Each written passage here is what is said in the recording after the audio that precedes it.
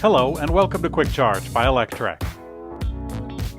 I'm Mikey G, and it's Monday, August 29th. Major media outlets are pleased to report headlines hailing Elon Musk for calling for more oil and gas to power our society. However, the headlines leave out some important context. Earlier this year in March, Elon Musk did call to drill for more oil, and it raised a few eyebrows, but it was in the context of the Russian invasion of Ukraine, and gas prices went skyrocketing at that time. And now, at an energy conference in Norway, today Elon Musk said something similar in the context of the current energy crisis in Europe. You can listen for yourself and be the judge of what it really means. I think realistically, we do need to use oil and gas in the short term because otherwise civilization would crumble. So in order for civilization to continue to function, we do need oil and gas. And I think actually, especially these days with the Russia sanctions, we do need to provide oil and gas to keep civilization running. I think any reasonable person would conclude that, while at the same time accelerating the advent of sustainable energy. Tesla has unveiled a new virtual power plant using Powerwalls, the home battery pack, and this time it's on the island of Miyakojima in Japan.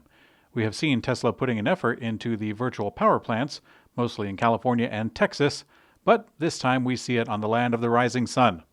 The project is on the most populous island in the Okinawa prefecture and now has a total of over 300 Powerwalls. Local homeowners get incentives from the local utility, called the Miyakojima Mirai Energy Company, to install the packs, which in turn improves the grid resilience. The power company expects to have 100 more by the end of this year and 600 by the end of next year. Honda has announced that it will be forming a new joint venture with LG Energy Solutions to build EV batteries in the USA. Japanese automakers have been slow to join the electric revolution, and two of the biggest offenders have been Honda and Toyota, and both of them showing skepticism. However, Honda has been coming out of their shell a little bit. Now, with a collaboration with General Motors for two new models, this has sparked a production agreement for batteries with LG. Honda and LG are investing $4.4 billion to make lithium-ion batteries for its Honda and Acura EV models. The location of the new plant is yet to be determined, but the partnership aims to start construction as early as 2023, with mass production by the end of 25.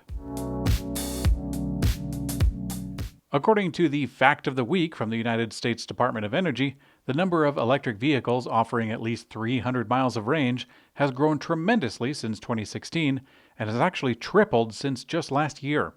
Of course, Tesla's EVs dominated in range in the early years of the chart they provided, but they have since been met with a lot more competition from automakers old and new.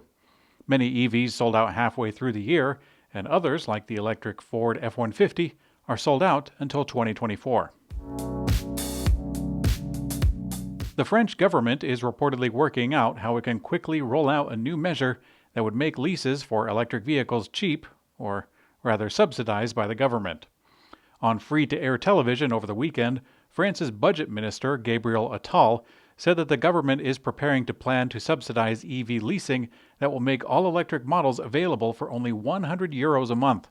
No specific models were mentioned as part of the EV lease subsidies, but several current leases in France for smaller electric cars are already priced between €100 and €200 per month. Those could make pretty good candidates.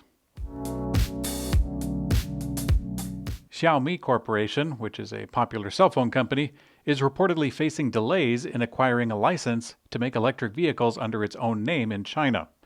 They're going to be partnering with another Chinese company to do so under their brand name.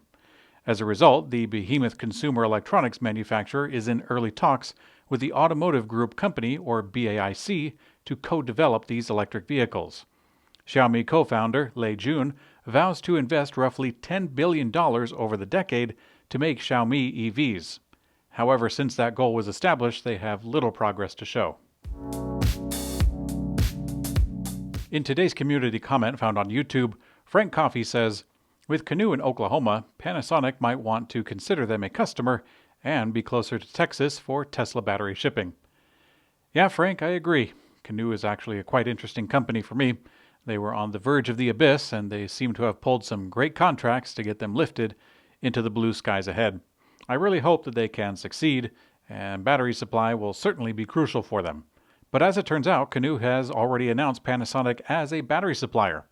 Maybe they knew something at that time that we are only now putting together. In the meantime, enjoy a trip from the past. Quick charge on October 26, 2021. EV startup Canoo announced that they have reached an agreement with Panasonic to supply batteries for their upcoming lifestyle vehicle. The so-called lifestyle vehicle utilizes maximum cabin space sitting on the footprint of a compact electric vehicle with an interior of an SUV. The production is slated to begin late next year, and Canoo has signed on Panasonic for batteries. So far, the agreement with Panasonic appears to only apply to this EV and not the upcoming MPDV or the pickup truck, also from Canoo.